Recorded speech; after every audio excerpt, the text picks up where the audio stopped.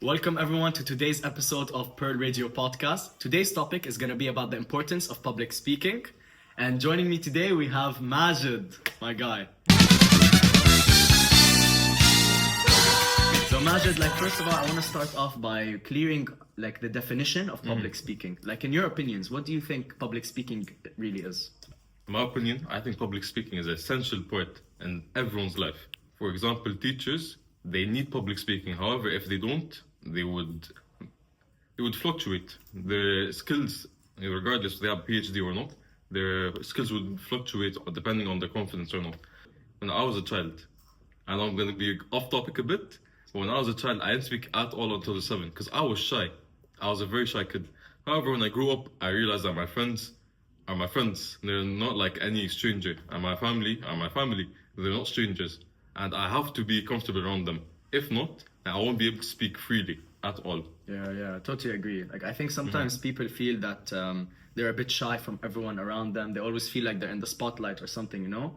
Public speaking is all about speaking in public and having the full confidence to speak in front of everyone, you know? So whether public speaking boosts confidence or not is a very good question. So what do you think? In my personal opinion, last year, I was deputy head boy. And public speaking generally is what saved my speech. I had no speech saved up at all. I just entered, walked around, and talked to Shahabuddin, who was back then house leader. However, now is head boy. And public speaking generally, in my opinion, has saved me throughout the whole election for the deputy head boy. Public speaking also teaches you to handle situations under pressure. Sometimes I used to get called out and please Adam, go ahead, talk to us about this certain topic or tell us about this. And then you're under pressure and you need to, kind of go around that pressure and talk about the topic freely. And that's basically what builds your confidence. So yeah, totally agree. I have a question for you. What way could you enhance your public speaking skills? That's a very good question. First of all, the main thing that why they don't do public speaking is because we always feel like we're at a spotlight, and we're always embarrassed or shy from the people around us, I feel like. But it's important to know that when you're out in public, everyone's just minding their own business, everyone doesn't care whether you do this or you do that, you know what I mean? So in public speaking, it's important to say that whatever you do or say or make mistakes or something is just like human nature, And if you truly realize that and you come to a final realization that even if you mess up, it's totally fine, I think any human being can go up and speak publicly in front of everyone. So what about public speaking and helping in your career? I think many people, especially at our age, we need to truly look into our career and be prepared. So how does public speaking help with that? First thing I talked about was a teacher. If you want to be a teacher, you have to have the public speaking skills, definitely. Same thing with a professor in university. Same thing if you want to be a principal or a head of houses, for example, or head of SLT, head of student leadership, you're going to need public speaking. And personally, from my experience for the past 2 years, Mr. Ad has that skill. And if Mr. Ad didn't have that skill, I'm saying if she didn't have that skill, SLT would literally just, fail. Also, we should know that all careers require public speaking. I know some people, they think that they'd want to choose the career of a doctor or an engineer to avoid public speaking. And the job of a doctor is to walk in, treat your patient and walk out. And I think that's not true at all. It's not true. You need the skill of public speaking to ensure your patient's safety, to calm down your patient, to talk and feel their sympathy, and feel empathy for them. Definitely. And especially when you're a doctor or engineer and you have these ceremonies where you have to go out and speak in front of a lot of people and a lot of engineers and doctors, I think public speaking is a really good skill for you to have also. How do we use public speaking skills in interviews? We talk about careers, but let's talk about interviews specifically. I think public speaking 100% will help you in interviews. Because first of all, we said public speaking, it removes your fear and anxiety. And I think that's one of the two main emotions you feel when you're going for an interview or where you're going for an event like that, So when you have the skill of public speaking, in my opinion, those emotions kind of get suppressed or you can control them, your fear and your anxiety. And so you do better overall in an interview. And so public speaking, if you're used to speaking in public, Yeah. I mean, in front of thousands of people, in front of hundreds of people, then one person isn't gonna change anything, you know? Yeah. Confidence is key when it comes to public speaking. And the only way you can do that is to rewire your brain or your thought to say that you're really not in a spotlight again, you know? And to just be natural and chill about it. And on that topic, rewiring your brain, a lot of people think public speaking is something you're born with it. Yeah, that's true, yeah. My parents thought I had a difficulty in speaking, but as I grew up, my parents realized I don't have that difficulty. And it was just like the time when you were younger, you weren't really used to talking to anyone else because you were raised in one specific household. Yeah. If your parents keep telling you that, oh, you can't really talk, then it's gonna stay in your brain. Yeah, it's gonna kind of convince you that you don't know how to public speak. You know, I think one thing we completely avoided the importance of public speaking, and we talked about other points. So I'd like to redirect about the importance of public speaking, especially when it comes to universities. This school really loves to prepare the students for university, and that's something I truly respect for the school, is that they truly prepare you to go to university. So one thing that the school ensures that its students has is public speaking, or your skills, to enhance your skills, so that when you go to university, and let's say two students, okay, both of them have the highest marks in their class, highest marks in the Middle East, let's say. I know people like that, and they've went to uni, and they're competing with 1,000 other people, right? And those other 1,000 people, they're not the same grades as them, but those other people, they get the spot instead of the highest achiever in the Middle East. And why is that? That's something crazy that made me realize, and it made me realize grades isn't everything.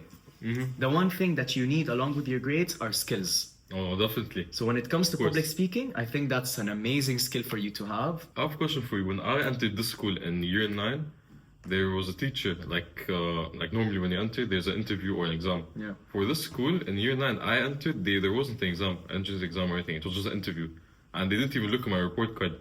I entered, and then the teacher was asking me, like, what do I do in my life? What are my hobbies? And like an overall view of how my school was and how am I as a person. Once they learned how I am as a person, they didn't even look at my report card, they just accepted me into school. Yeah. Do the same thing with you? I can literally say the same thing. When I first came in, I had an interview with Miss Huber. So I think she already knows my grades. I mean, obviously it's like mandatory that I should give my grades to the school. Definitely. But I felt that the main priority wasn't my grades, you know? The main priority was me, my skills in life. So when I did the interview with her, I mean, I was speaking to her and I was talking to her, and I ensured that I had the confidence to speak with Miss Huber, and I think she saw that I had good public speaking, right? Yeah. So I asked her, do you want to ask me about my grades? And then she told me at the end of the interview, she's like, I've seen enough. Like, all I need to see is your skills. No way. Yeah, really. She told me that I've seen enough. And so it made me realize again that it's all about your skills. It's not only about your grades. I mean, grades are important, don't get me wrong. Definitely. But your skills have to be even better. Like back then, I don't say back then, but in our parents' ages, they normally focus on grades and stuff like that. However, now, with AI, artificial intelligence, and all of that, AI can do everything a human can do. But what it can't do is actually understand how a person thinks. That's so true. It can't speak like how we speak. Yeah. Public speaking skills takes emotion for it to work. If you go up as a person that just reads off a text, reads off a paragraph, reads off a paper, you're not gonna get a job for it. You're not gonna do well. Then, True. moving towards our graduation, I'm getting off topic a bit, but if someone reads from paper, everyone in the audience, the students, the parents, the teachers, they won't really have that emotion. Yeah, with you get the bored, speaker. yeah. Of course. If you don't have the emotion with the speaker, you won't understand what's actually happening. It's all about the person, you know. It's all about the skills. I feel like universities nowadays, which is kind of unfair. We didn't get a head warning or a head start that you have to also focus on your skills. Because there are a lot of people till now who think that grades are the only thing that matters, but no, man. It's all about the skills, you know. Definitely, but I think the school is helping us out with that, with workshops, especially this one, where we're sitting in a podcast. We're sitting in a room, we're talking to each other for the school. And future U classes, although some people, like a lot of students don't go to it, it's very useful for us. Or post 16, Yeah. we're gonna go into unis and for year 13s in a few months, and year 12s in a year and a few months, and we can benefit a lot from this. Actually, on the topic of public speaking, I want to talk about certain figures who actually they're really good public speakers, right, in this world. Like for example, His Highness Sheikh Hamdan, Sheikh Fazza, as we all know him. There was one conference at which he was at, Yeah. or some public or speaking, right? And he was on national television, and he was saying an Arabic poem, right? Yeah. And at that time, I think I remember the story very well, because it was very nice. Some people doubted that he couldn't speak English. No way. So he was saying in his poem in Arabic, right? And then he switched it up completely on the spot to English. Actually. Yeah, and I think it's like a trending audio right now. It is. It went I think viral so. everywhere. Yeah, I've if heard you about hear it, you will recognize it. So that was one of the things that was, it impressed me, because of the level of confidence and public speaking you need to do that, to prove most people wrong and to that was, in my opinion, one of the best ways you can showcase public speaking and confidence. I had a teacher who used to give me the best feedback on my public speaking. Her name was Miss Nagam. Shout out Miss Nagam. Miss Nagam. She used to give me feedback on every speech or public speaking that I used to do. And one of the main things I learned from her is eye movement and where you look at when you're speaking to a crowd and the movement of your hands. If you're gonna stand there standing still, Like a robot, it's not gonna work. even if you have the most confidence in the world, subhanallah, you yourself will feel awkward. Definitely. Even when you just stand there, And so an advice, one of the main things you can do with your hands is to always keep it in a ball region. I mean, Mark Zuckerberg has talked about this before, and how I realize when you watch his speeches, when he does about Meta and this stuff, his hands are always in this region.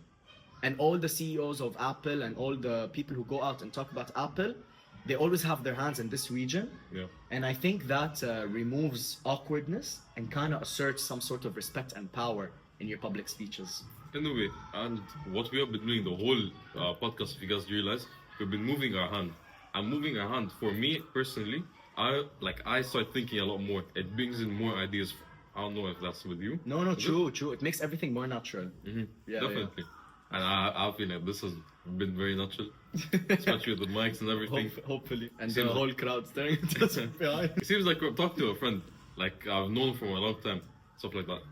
Wait, let's go, imagine. The goat Adam.